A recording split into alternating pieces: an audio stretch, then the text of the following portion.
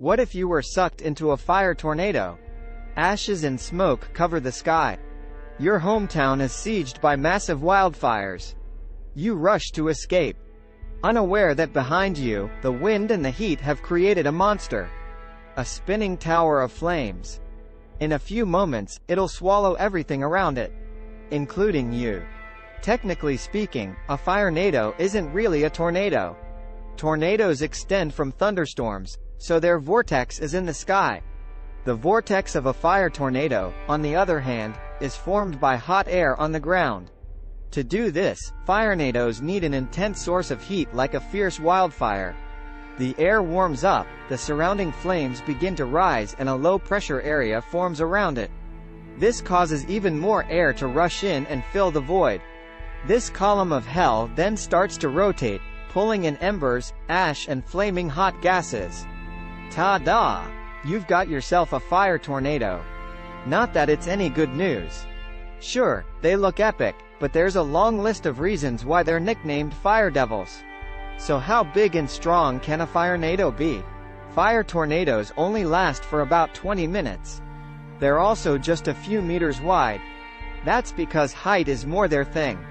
They can extend 10 to 50 meters, 33 to 164 feet, into the air. And the hotter the fire, the stronger they get. Some wildfires have produced firenados over 1,000 meters, 3,281 feet, tall. And their strength? Well, they can have wind speeds of over 193 kilometers per hour, 120 miles per hour, all the way up to 240 kilometers per hour, 150 miles per hour. They've been seen lifting all-terrain vehicles and a house with people still in it. Fire devils live short lives, but they all go out. And one of these is about to do some serious damage to your town. Now you'd be facing a scorching tornado taller than the tallest building in the world.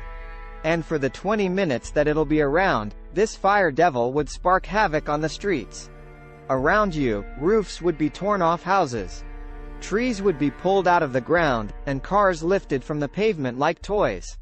You'd need to duck and cover, because smaller objects are now missiles, darting through the air. Oh, and whatever the hot winds haven't snatched up could still burst into flames. Let's hope you don't live near a gas station. Things could also get quite dire directly above you. This firenado could raise a colossal plume of smoke, 5 kilometers, 3 miles, into the air. If afterward you hear thunder, it wouldn't be your imagination. The intense heat could form a pyrocumulonimbus cloud, a thunderstorm cloud that can fuel the firestorm with dry lighting and by further spreading the hot embers. And guess what these are also known to generate? Yeah, more firenados. So what would be your best bet at surviving? Surviving a firenado run? Like your life depends on it. Because it does. Or better yet, find a car and put the pedal to the metal. Don't even think about hiding in a basement, unless you want to end up trapped inside a burning building. Flying would also be dangerous. The firestorm could cause risky turbulence. Whatever you choose, you'd better do it fast. A fire tornado can be especially dangerous because of how unpredictable it can be. It could turn and change directions at any second. Fail to escape and suddenly you'd be lifted off the ground and sucked straight into its fiery belly.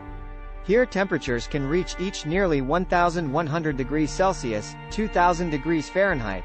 Well, your skin triggers a pain response at 44 degrees Celsius. Exposing it to anything above 48 degrees Celsius for just 5 minutes can result in third-degree burns.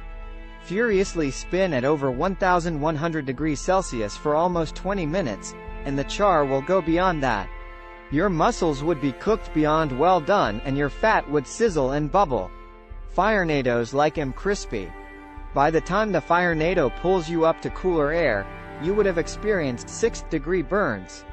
Yeah, only your charred bones would enjoy the relief of this cool breeze. And your blackened remains will hover, for a moment, over acres of scorched land and structures, where hundreds of people have also met your fate. Wow, that turned out a bit dark, didn't it? If you want to consider it an upside, well, you are far more likely to run into a traditional tornado rather than these destructive columns of fire. On the other hand, you also have